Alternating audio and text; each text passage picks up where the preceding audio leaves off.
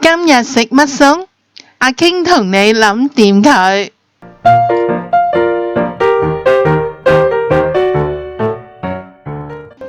魷魚豆乾炒豬肉。今日同大家咧煮一個好惹味嘅小炒。咁我哋嘅材料咧就有浸發咗嘅魷魚啦，1嚿嘅豬腩肉、豆腐乾、蒜苗、1湯匙嘅薑粒、1湯匙嘅蒜蓉，同埋少少嘅辣椒乾。蒜苗後面嗰度咧就好硬嘅喎，我哋咧就切咗佢，前面嘅花我都唔要啦。咁然後咧我就約摸2寸多啲啦，咁樣分開佢就切開佢一段段。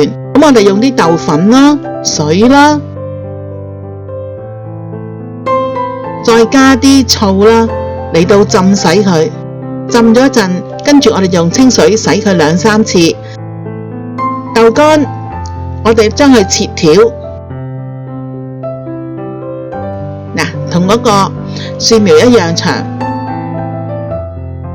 魷魚我哋都係一樣用豆粉水啊，洗乾淨佢，一樣係切條，全部都切到差唔多長。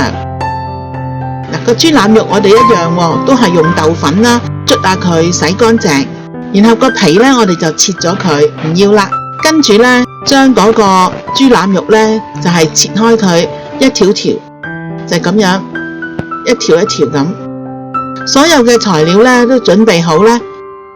咁我哋煲少少嘅滾水，烚咗我哋嘅蒜苗先，將啲蒜苗烚一烚佢，烚軟佢。啲豬肉呢，我哋唔使加油噶。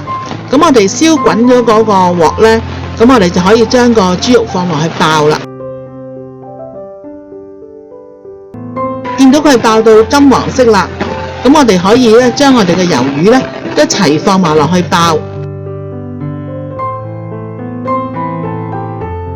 爆到啲水都蒸發晒，又係剩翻啲油嘅時候呢，我哋呢就可以呢將我哋嘅薑粒啦、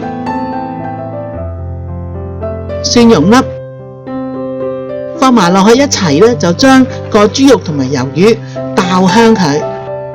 跟住我哋可以將我哋嘅豆腐乾、烚好咗嘅蒜苗放落去一齊炒啦。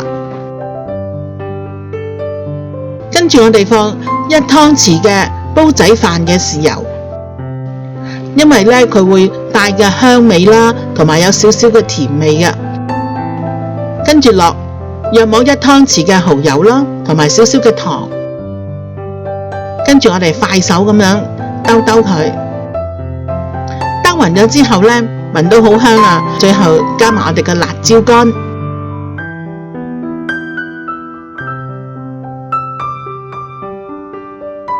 再放呢就係1湯匙嘅米酒，哇，好香啊！